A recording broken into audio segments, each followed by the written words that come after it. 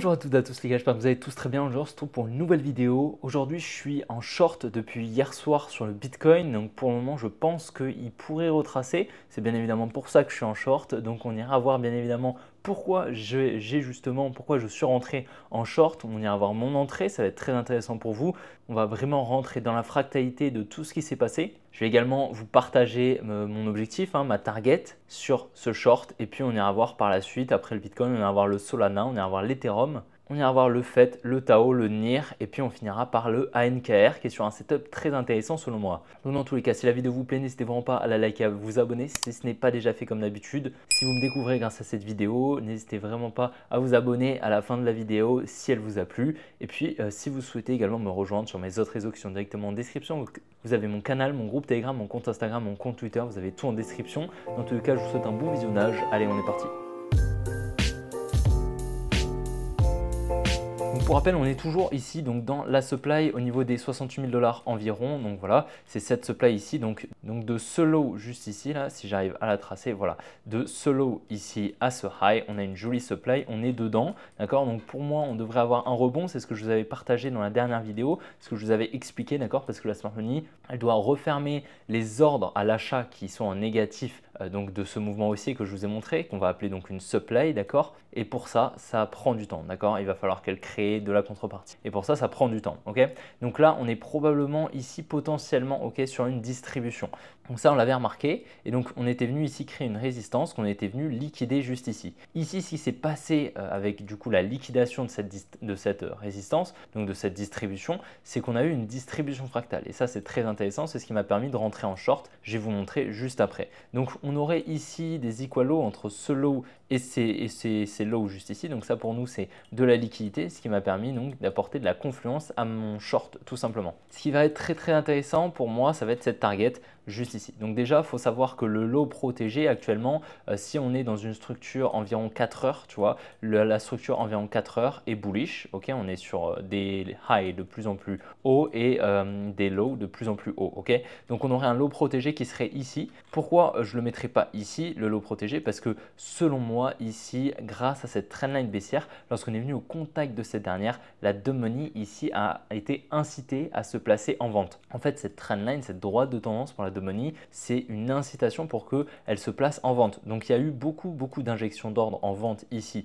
dans cette zone, ce qui aurait permis en face à la smart money d'acheter. Ok. Donc, pour moi, ici, il se serait exécuté un gros transfert entre la main forte et la main faible. Grâce à la contrepartie en vente présente, la smart money aurait donc pu acheter. C'est pour ça que si on descend ici, qu'on vient casser ce low, on viendrait donc plus protéger les positions de la smart money. Donc ça voudrait dire qu'elle aurait pris les profits probablement et donc qu'elle entamerait un order flow baissier en 4 heures. Ok. Donc pour moi, ça va être une demand intéressante. D'accord. Si on y revient, ce sera intéressant de potentiellement chercher des longues. On sera dans une bonne zone d'achat. Ok.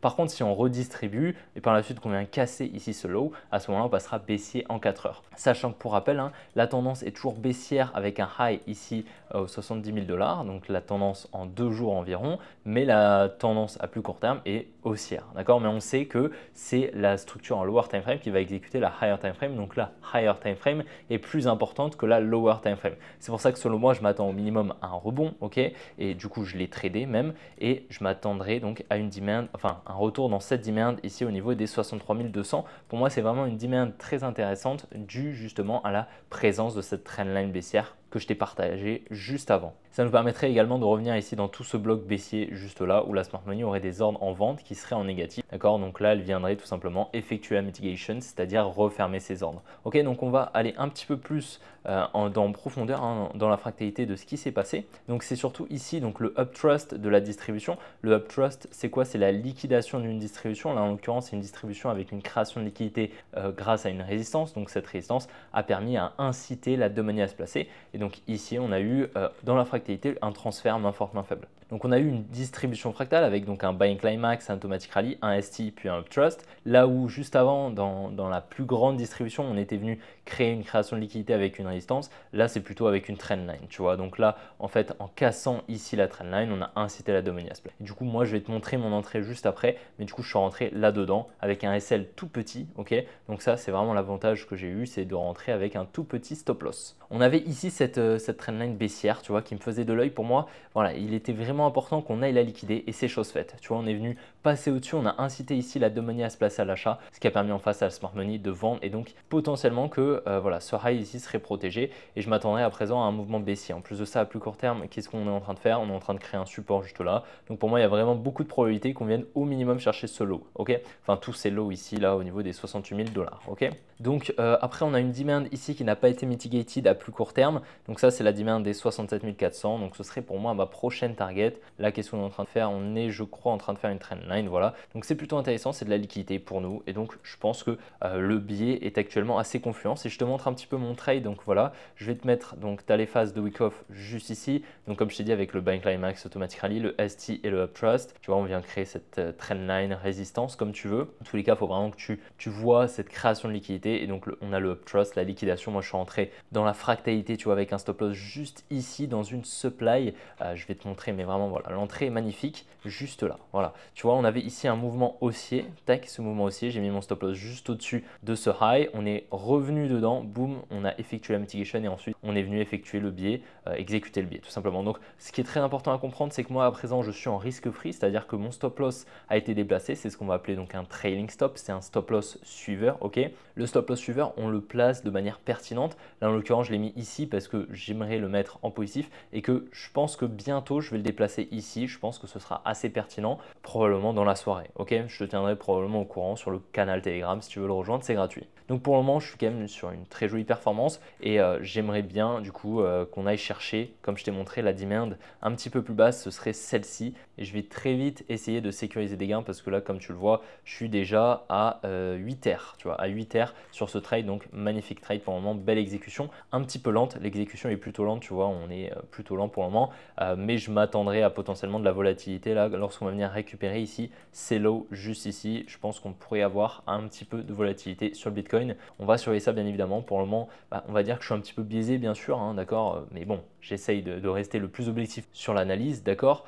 Pour moi, je suis assez objectif, ok, mais bien évidemment, étant donné que je suis en trade, je suis en position en vente, bien évidemment, au fond de moi, j'ai envie que ça descende. Tu comprends, c'est évident, d'accord. Si tu regardes un YouTuber et que le mec il te dit qu'il est baissier et qu'en plus de ça, il a un gros trade en position, bon tu te doutes bien, peut-être que c'est ce que ça va se réaliser, peut-être que le mouvement baissier qu'il attend, il va se réaliser, mais bien évidemment qu'il est un petit peu plus biaisé que s'il n'était pas en position, c'est bien évidemment évident, ok. Donc j'essaye d'être objectif le plus possible, mais bon, il faut que tu prennes en compte que bien évidemment, je suis un petit peu biaisé, d'accord. J'essaye d'être le plus objectif possible, mais étant donné que je suis en position, voilà, je vais pas me dire bon, peut-être qu'on va repartir à la hausse alors que je suis en short, ok. Et donc je m'attends à des plus bas pour le moment, c'est ce qui me paraît le plus pertinent. Dans tous les cas, bien évidemment, c'est à toi de faire ta propre analyse et je fais cette vidéo surtout à but pédagogique pour que tu puisses devenir autonome sur les marchés. Donc également, il faut savoir qu'en confluence avec justement cette distribution, on avait quand même cette grosse cassure de trendline, tu vois, cette trendline higher time frame qui a incité énormément la Money à se placer. Ok, moi j'ai vu beaucoup de stories, de mecs et tout qui voyaient ici cette cassure de trendline et qui se sont dit voilà, c'est le bon moment, on va aller chercher un nouvel ATH. Donc potentiellement que ça a incité beaucoup plus la Money à se placer en plus de ça avec cette trendline higher time frame. Donc c'est assez confluent justement avec mon trade que j'ai pris, la position dans laquelle je suis actuellement. Sur le Solana, pour le moment, on est ici donc en train de liquider une trendline comme tu le vois. Donc voilà, va vraiment falloir la surveiller parce que ici, on est probablement en train de réaccumuler. Et donc, ce qu'on pourrait faire, c'est quelque chose comme ça, hein, continuer. Là, tu vois, on est en train de créer de la liquidité. On aurait ici accumulé potentiellement, tu vois, avec la création d'un support ici qu'on est venu liquider. Donc, c'est vrai que pour le moment, le Solana, pour moi, est plutôt bullish, ok. Là, en plus de ça, si on regarde un petit peu, on est venu liquider une trendline juste là. Avec ici cette liquidation, on est revenu ici dans une demand. Pour moi, c'est plutôt bullish actuellement ce qu'on fait sur le Solana. On est revenu d'ailleurs dans la dernière vidéo, il y a 2 jours, je t'avais partagé ici cette demand lorsqu'on était à peu près ici. Je m'attendais à un mouvement baissier. Boum, on est revenu dans la demand, on a parfaitement exécuté cette demand, on est venu la protéger. C'était magnifique, hein, je t'avais expliqué justement qu'avec cette trendline juste là, un petit peu comme ce qu'on a eu sur le Bitcoin, en fait là, en venant au contact de cette trendline, la Money a vendu, ce qui a permis en face à la Smart Money d'acheter. Et donc la Smart Money est venue protéger ses positions afin de capitaliser dessus. Et donc à présent, on devrait venir, pour le moment en tout cas, c'est le plus probable, c'est qu'on pourrait venir donc récupérer ici les 168 $. Donc avoir un biais différent sur Bitcoin et sur les altcoins, c'est assez dangereux parce que du coup, là, étant donné que le biais sur Solana est plutôt bullish, peut-être que le biais sur Bitcoin, en fait, j'ai eu le mauvais biais peut-être et qu'on va continuer un order flow bullish et qu'au final, à court terme, ce qu'on est en train de faire, c'est simplement un petit retracement pour aller chercher des plus hauts, tu vois. Donc ça, c'est pas du tout impossible, ok. Et dans tous les cas, je vais surveiller ce qu'on va faire ce soir. Pour le moment, le Solana est plutôt bullish par rapport à Bitcoin en tout cas. Sur Ethereum, pour le moment, en higher time frame, si on regarde un petit peu, on a toujours ici liquidité au nord, cette liquidity pool au nord, cette liquidity pool au sud. On a toujours cet énorme support ici à venir récupérer, ok, à moyen terme. Maintenant, qu'est-ce qu'on va pouvoir voir si on descend un petit peu en time frame? Là, à plus court terme, on fait un petit peu la même chose qu'en higher time frame. On a une liquidity pool au-dessus, une liquidity pool en dessous, tu vois, avec cette trendline juste là. Donc, il serait potentiellement intéressant de venir peut-être liquider ici cette trendline, tu vois, peut-être faire quelque chose comme ça. Boum, on vient la liquider, on accumule et ensuite on repart. Ou alors à l'inverse, on vient liquider ici la résistance qu'on a là, boum, et ensuite on vient chercher la trendline. C'est pas du tout impossible. Donc pour le moment, il va vraiment falloir surveiller ces deux bords, donc cette résistance et cette trendline, pour essayer d'avoir un scénario sur l'Ethereum et définir un biais court terme. Sur le fait, pour le moment, on attend un potentiel mouvement. Ok, comme tu le sais, on était venu ici liquider cette trendline haussière ici en passant juste en dessous. Donc on avait eu potentiellement ce transfert à main forte, main faible dont je t'ai parlé dans la dernière vidéo. On était donc bien venu récupérer ici cet order block, je t'avais dit qu'on l'attendait, cette demand, on est venu récupérer ici, c'est de l'eau. Donc pour le moment, on attend une potentielle réaction. Ok, pour le moment, il n'y a pas grand chose, c'est plutôt lent. On est en train de créer un peu de liquidité au sud ici, on en a un petit peu au nord. Donc c'est vrai que pour le moment, je vais surveiller un petit peu ce qu'il va faire, mais pour le moment, on ne bouge pas trop. On est sur les mêmes niveaux depuis presque un mois, depuis plus de 2 semaines. Donc pour le moment, on va voir un petit peu ce qu'on va faire. Mais on est actuellement toujours sur cet order flow qui est baissier avec un high ici, un low ici et un potentiel high juste là avec un order flow qui se placerait ici au niveau des 1.265 $. Donc il va vraiment falloir venir casser ici ce high des 1.555 pour shift la structure. Sur Tao, dommage parce que là on était potentiellement ici en train de d'effectuer une accumulation et pour le moment je ne vois pas de retournement. Il nous faudrait vraiment une cassure ici de ce high des 587,2 $ pour nous montrer ce signal de changement de structure à court terme et donc cette potentielle exécution de cette accumulation qui se décomposerait de la façon suivante. On a un selling climax, un automatic rally, un ST et un STNB. On vient créer une trendline qu'on vient liquider. Et donc pour le moment, on est venu casser entre guillemets la structure, mais ce n'est pas une cassure très franche. On est peut-être simplement sur une recherche de liquidité. Donc c'est pour ça que pour le moment, je vais attendre et on pourrait simplement venir repartir un petit peu à la hausse, venir casser la structure à court terme. Et donc on aurait accumulé juste en dessous de la trendline. Juste ici, donc vraiment je vais surveiller ici, je pourrais potentiellement prendre un long ici si j'ai une jolie cassure de structure ici à plus court terme parce que c'est un setup qui est très confluent avec ici des equal high, une jolie trading range qui serait ici au niveau des 598 $, et donc pas mal de liquidité potentiellement et donc un potentiel mouvement haussier à surveiller. Comme je te dis, on est en train de potentiellement accumuler sous cette trendline et donc on pourrait avoir ce gros transfert main forte main faible qui s'exécuterait et qui nous permettrait d'intervenir sur le marché. Donc je vais vraiment surveiller ça, je te tiendrai au courant sur le canal. Sur le NIR, j'avais dessiné ça il y a un moment, comme tu le vois, donc on était toujours sur un order flow baissier, on était venu récupérer ici les liquidités au niveau de la neckline de ce W, tu vois, donc on est venu liquider ici cette neckline, on a eu potentiellement ce gros transfert main forte main faible qui a pris place. Je m'attendais à un rebond ici dans cette demand qu'on a eu avec un retour dans cette supply juste là, c'était cette supply juste ici, c'est ce qu'on a eu, donc c'est vraiment top, tu vois, j'ai rien bougé. Je m'attendais au minimum à un retour en fait dans ce plus gros bloc ici, d'accord, au final on est revenu dans la supply et puis donc on va le supprimer, d'accord, pas d'intérêt de le garder. On a toujours ici de la liquidité avec ce support, 3 lows qui sont au même niveau.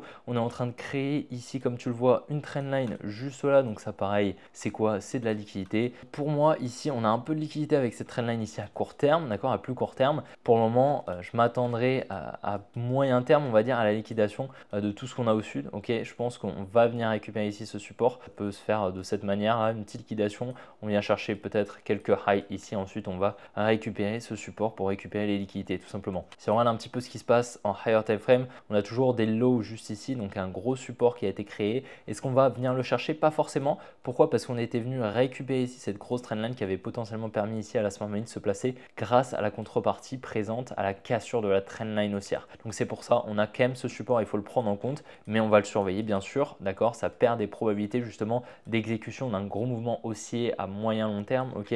Mais là, à court terme, dans tous les cas, je pense qu'on viendra chercher ici ce support dans plusieurs semaines. Ok, c'est le support des 4,4 $ sur le NIR. Sur le NKR, c'est vraiment plutôt intéressant. Donc ici, on avait une trendline juste ici. Lorsqu'on est venu retracer, je t'avais partagé ici cette distribution qui avait pris place, Buying Climax, Automatic Rally, ST, Uptrust. On est venu créer une résistance juste là. On a eu le transfert main forte, main faible. On est venu ici créer, comme tu le vois, une trendline. Au contact de cette dernière, la Money a été incitée à acheter. En face, la Smart Money a vendu. Donc c'est super intéressant ce qu'on est venu faire ici avec ces deux highs juste là. En fait, on est venu créer une résistance juste ici. C'était quoi? C'était de la liquidité. On est venu mitigated la supply où la Smart Money avait injecté pas mal de positions ici en vente grâce à la contrepartie acheteuse injectée par la Money. Et donc pour le moment, qu'est-ce qu'on voit? On voit pas mal de liquidité là, pas mal de liquidité là, pas mal de liquidité ici. En fait, au sud, on a plus de liquidité qu'au nord, d'accord? Enfin, du moins les setups, ils sont bien plus, voilà, il y a beaucoup plus de liquidités qui ont été créées au sud plutôt qu'au nord, étant donné qu'au nord, on vient de récupérer le dernier niveau de liquidité à proximité.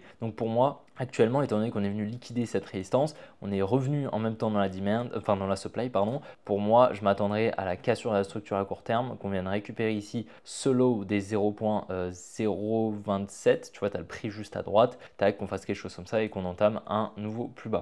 Ok, enfin, du moins qu'on entame un retracement au minimum pour venir récupérer ici ces lows qui sont au 0,024 environ. Donc pour moi, c'est assez confiant. Ce setup est vraiment très clean.